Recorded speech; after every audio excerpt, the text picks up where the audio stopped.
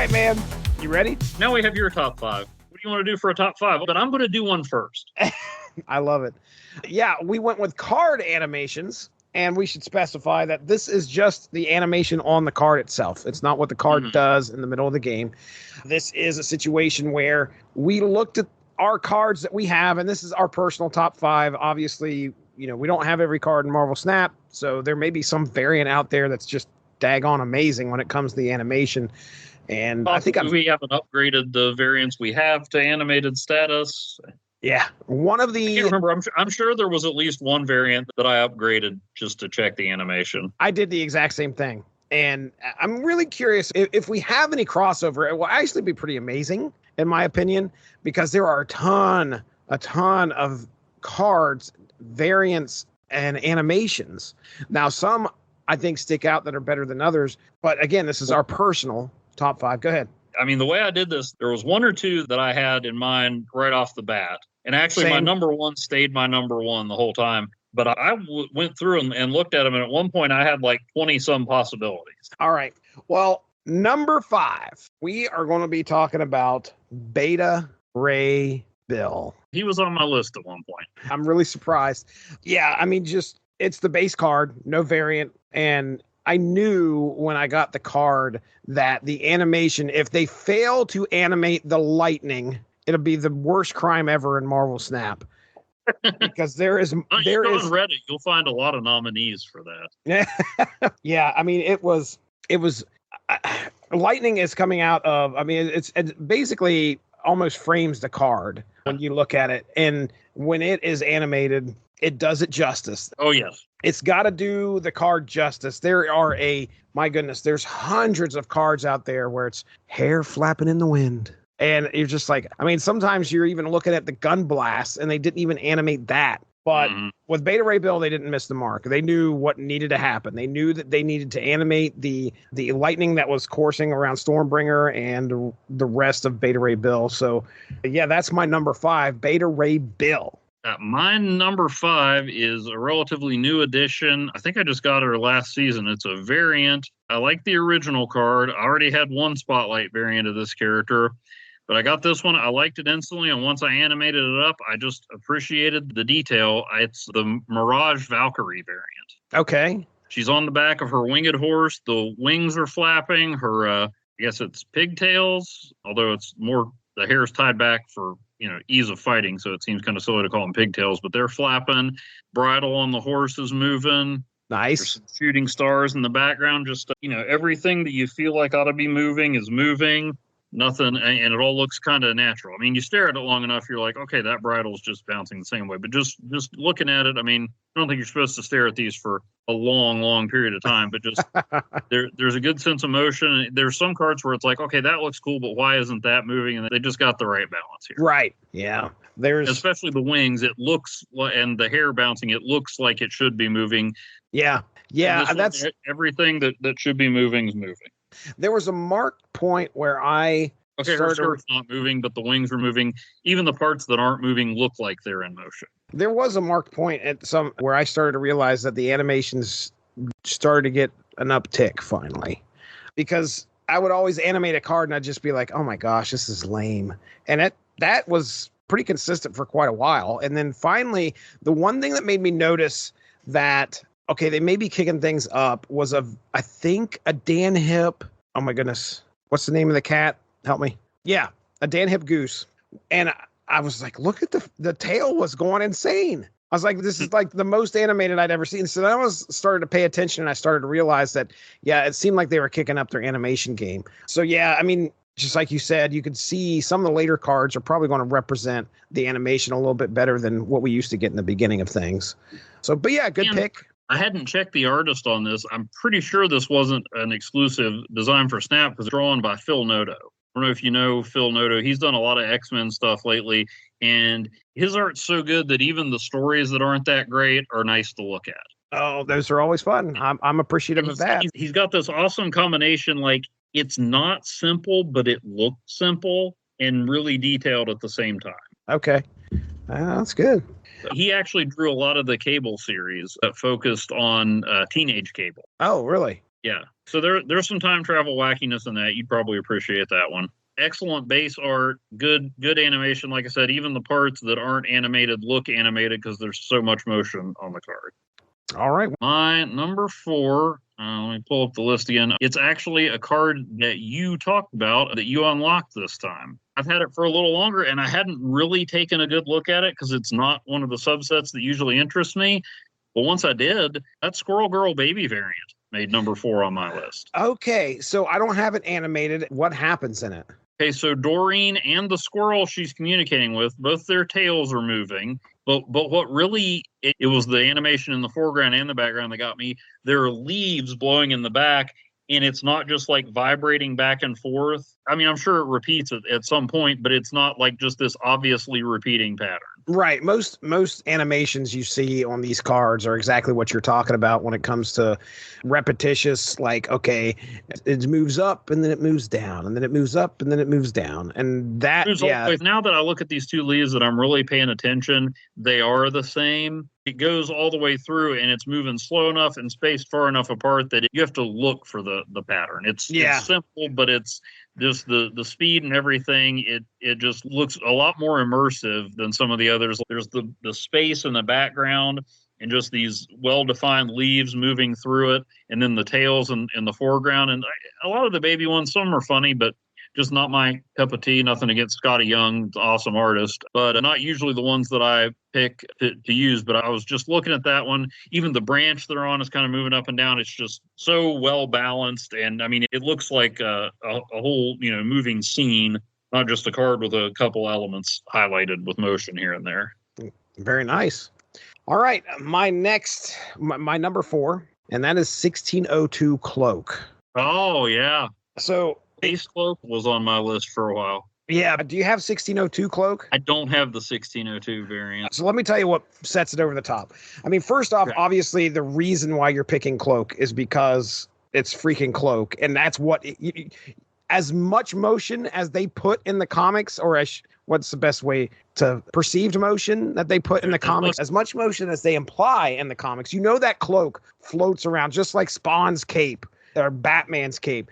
You want to see it move. And that's what they realized they needed to do with Cloak. They're like, oh my gosh, I mean, you animate Cloak's Cloak. What puts 1602 Cloak over the top is the fact that, okay, if you look at the 1602 Cloak, it's him coming at you. So the Cloak is moving, clearly. That's number one. You see it kind of floating in the breeze. But the eyes, his eyes pulsate. Like they get brighter. They're yellow, and they get brighter and dimmer, which adds this like tiny bit of flair to it that really makes me go, okay, if I'm picking Cloak, which I think deserves to be on my list, I've got to go with the 1602 Cloak just because of the way that, I mean, it's pretty intimidating. It's pretty scary looking. So I liked it. All right. Nice. I've got number 3. I'm mixing it up. Okay. I go to number 3. I forget how we do the snake thing. So, okay, I did 4. Now my number 3 is Pixel Luke Cage. Oh, nice. Very simple. Very, very understated. All it is Luke Cage, pixel form, in his yellow shirt, intimidating. Nothing is moving. Nothing appears to be moving on him. Yeah, he's not moving at all. The only thing that is moving on him is the smoke that is emanating from the bullet holes in his torso. It's really cool. And it's funny because sometimes these things are so subtle. As you're putting a deck together, you grab a card and you're looking at it and you're like, oh, what is animated here? I mean, it does kind of look like there's clouds moving in the background or shadows of clouds on the ground.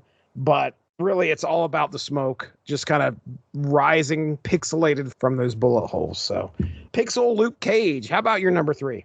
For I wanted to put a pixel on here because they do a great job of suggesting more motion than you would expect in the pixels. But ultimately, I couldn't really find one that stood out as much from there were several that did it well and several that didn't have much motion. My number 3 was one that I hadn't really paid as much attention to until I started looking at this. One of 2 base cards on my list, and that's Debris. Okay. All right. I think I had her at one point. There is a lot going on that. more than even I noticed. Debris, I think her power is mainly telekinetic, but she, tosses debris around. And there are boards, there's a cinder block, there's a can, there's a trash can, there's dust, and I don't think there's a piece of debris on the card that's not moving. So it's all moving, and debris herself is moving. Like, you don't notice that at first, but like it's almost like she's breathing. Her arms are moving, her hair is moving up off her body. Like, you can see space between her hair and her shoulders, and then it closes again. And like, the whole card's in motion. And what's cool is that even if this was a still image, it implies this chaos and all this stuff moving around her constantly. But they don't have fast animation on here. But even with this calm motion, repetitive, it's not moving across the card or anything, like it's just moving back and forth. But all this motion, even at that speed, implies that chaos that it does when it's still, even while it's moving, if that makes any sense. No, that does. Like, that it's this slow, repetitive motion that would be peaceful, but the way they've designed it, it implies the chaos that is swirling. All right, then what's your number 2? Number 2 is the other base card on here. Again, one that I've looked at this card a bunch. I only have one variant of it, and it's a chibi, so I don't use that very often. Yeah. Well, it's one of the less creepy chibis, but again, just once I started looking at it closely, it combines some elements that I liked in other cards, and that's the base card for Super Scroll. Oh, yeah, almost. Actually, I think it might have been a runner-up for me. No, it was not. But I looked it up. Do you have any Fantastic Four members on your list? Not on. Oh, yes. As a matter of fact, I do. But it's not Reed Richards. Okay. All right. Well, there were 2 Fantastic Four ones that were in the running for me. But there's an element on a lot of cards, whether it's Fantastic Four or not. A lot of the places they put motion is in the flames. Oh, boy. And Super Scroll he's got, torch flame coming out. So he's got that. He's got the stretchy arm like Reed Richards that made the ink pulp Mr. Fantastic. That is one of my runners up too. I had Mr. Fantastic on there. Yeah, but Super Scroll's got both those elements. Yeah. And then, kind of the light of distant galaxy reflecting in the background. And so, yeah, I was looking at cards with cool flames and stretchy arms, and I'm like, wait a minute, I got them both right here in Super Scroll. Right. Yeah, that's good stuff. I was looking over Super Scroll, and it was shortly after, I think, or maybe it was after I was looking at the ink pulp Mr. Fantastic. And I was like, well, if I can't put ink pulp Mr. Fantastic on the list, I'm not putting Super Scroll, because even though all of that is both of it's on there, Mr. Fantastic, that ink pulp variant, when it's animated, it looks great with his wiggly arms. I like it. But I was like, he's got Super Scroll's got the best of both worlds. So at least this one time, Super Scroll beats the Fantastic Four in my list. Anyway. I like it. All right, so my number 2 is another Pixel, and I've talked about this Pixel on here before. This is Pixel Wolverine. Yes. And it's very simple. When you look at the card, I was just looking over to see what all was animated on it. The background, there's some trees, and it looks like the wind's blowing and the trees are blowing back and forth. So that's about the extent of the background that's animated. But what really stands out is his claws. And you mentioned the glint off of Luke Cage's tiara. This is the exact same thing. It's the glint off of Wolverine's claws. And the thing is that I didn't notice it when you bring up the card to look at it. It really stands out for some reason when the card is like, I don't want to say miniaturized, but that's probably the best way to put it. It's a smaller version of the card when you're looking at a deck as a whole. And then when you look at the card as it sits there and animates, you could really see the glint on the claws then. And that's what first brought me to it, was when I was like, oh my gosh, that those claws actually stand out, and it looks like, and it absolutely reminds me of the X-Men video games. It's a Pixel Wolverine. His claws are out, and of course they always wanted to animate that. Schnicked. You can almost hear it. But anyway, that is my number 2, and I think it's just because it captures the essence of the 16-bit era, and it also is a Marvel Snap card, and it looks pretty cool. So, all right, then I'll do my number 1 here. I think I may have ruined your number 1. I mean, hey, you said there's plenty of Human Torch cards out there. Do you want to guess which one it is? Well, just because this one was in my top 5 for a while, if it's the one I'm thinking of. It's the number one for quite a while. It just, is it the In-Hyuk Lee variant? Yes, it is. The variant of, and we all got that one, didn't we? Wasn't that one of the ones that everybody got at one point? Mm-hmm. And it was, I was like, okay, this variant looks cool. It's a close up of his face. Yeah, whatever. And I mean, Lee is a great artist. I was impressed with the variant that he did. And then it became animated and it actually looks like he is on fire. Yes.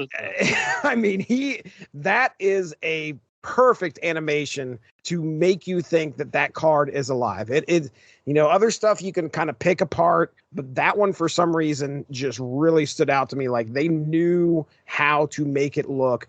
Not only is there the fire effect that's going on, but when you look it over, it's kind of got this like almost wavy heat feel too. Not only that, but I'm looking at the animation right now, like his face is changing color. Oh yeah. His face goes to a bright red and then to a real dark red. It's just, it sets this thing over the top. It is what the Human Torch, if you can animate some of these people's art, that's what really made me excited to be like, oh, bring back let's see some Liefeld stuff. I looked over how they animated McFarlane's black costume Spider-Man, and I wanted to include it, but the only thing really that's animated on that thing is the webbing is like different. It kind of glints like Wolverine's claws. And I was just like, whatever.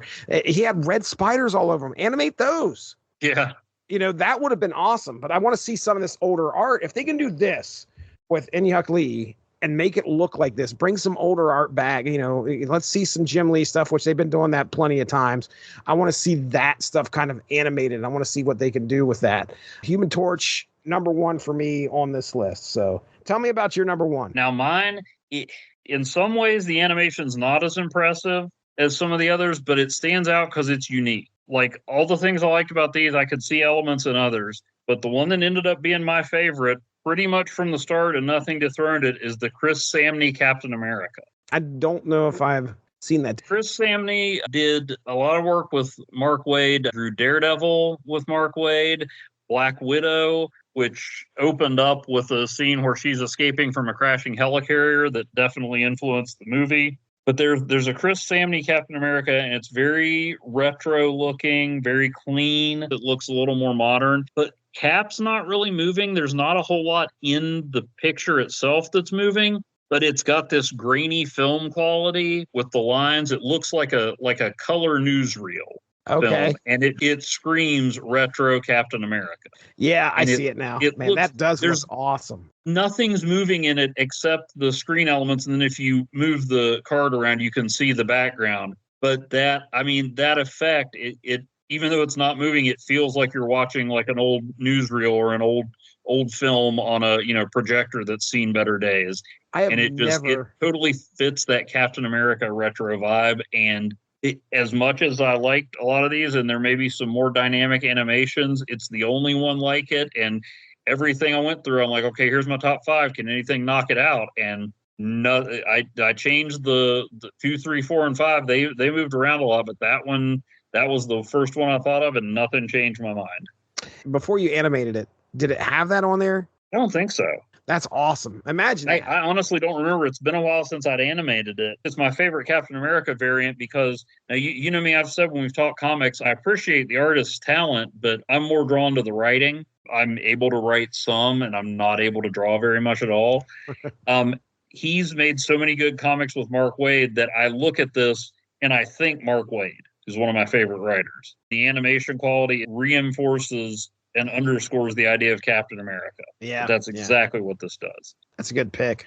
I think what bothers me the most, though, about the video you sent is how you have 505 credits. Oh, it's driving me insane. It's when they rounded down, or they fix the fast upgrade to where it's all even numbers. And I'm like, I've still got these 5 credits and I can't get rid of them. They're not ever going to go anywhere. I mean, like there were times when I would upgrade cards or do fast upgrades just so I could get it to a round number. And I can do nothing with those 5 credits. Forget nerfing cards. Second dinner, take these 5 credits from me. Or give me 95, but I'm not trying to be greedy. All right. That's good stuff. Well, there we go, man. We did it. That was our top 5 card animations. So I know you all probably have your own top 5 out there. We'd love to hear what your top 5 is. Send us a video, Snap Material, at Snap Material on X/Twitter, whatever you want to call it. We'd love to see what your top 5 favorite card animations are. And remember, it's your top 5 and our top 5. There's literally no way anybody can be wrong about this. That's right. So just cards you think are cool, and don't say, hey, Evan, your Captain America card sucks. All right, man. I think we did it. We have went through and talked some Marvel Snap tonight. Let's go ahead and get into plugs. What do you have going on over there at *51? And I think you were recently on a podcast that I think as of last night, as far as when we were recording here. Yeah. So plug them, man. I like to plot around.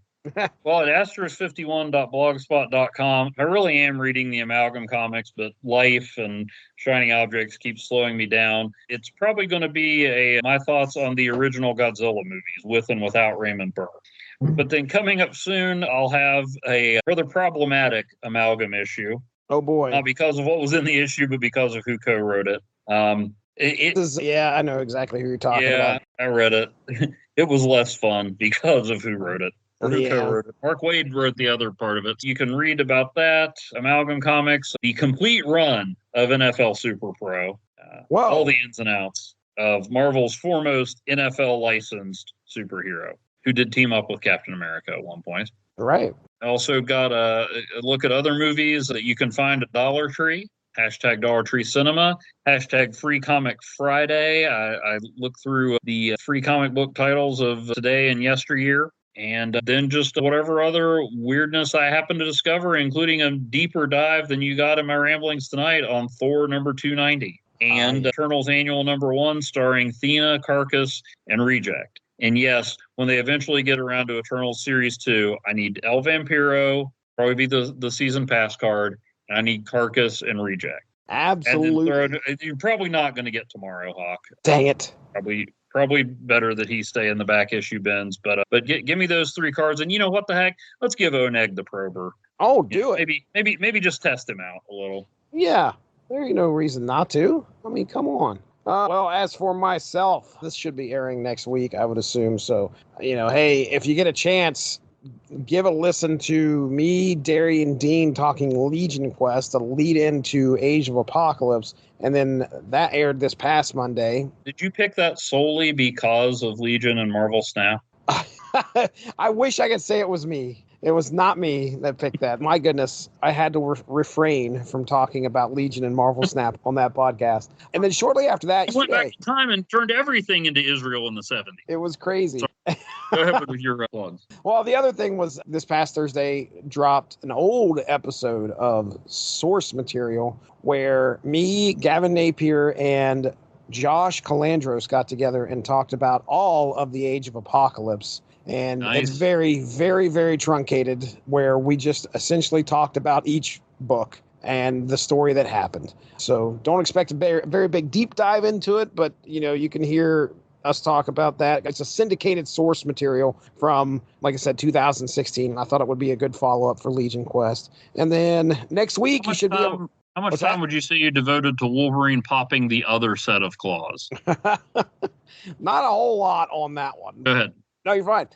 This coming Monday, you should be able to hear me and Mark Radulich wrap up our discussion on Lois Lane, Enemy of the People. She's a journalist, Evan Bevins. Yeah, I did know that. Actually, Mark made reference to that in the podcast that you set me up to plug, and I just did an episode of Comic Stripped comparing Bulletproof Monk, the comic, to Bulletproof Monk, the movie.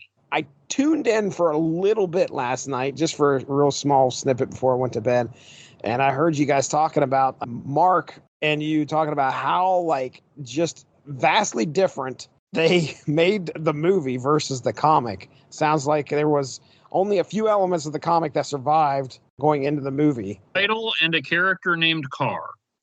That's it. I've never read either. Right, that's a good question.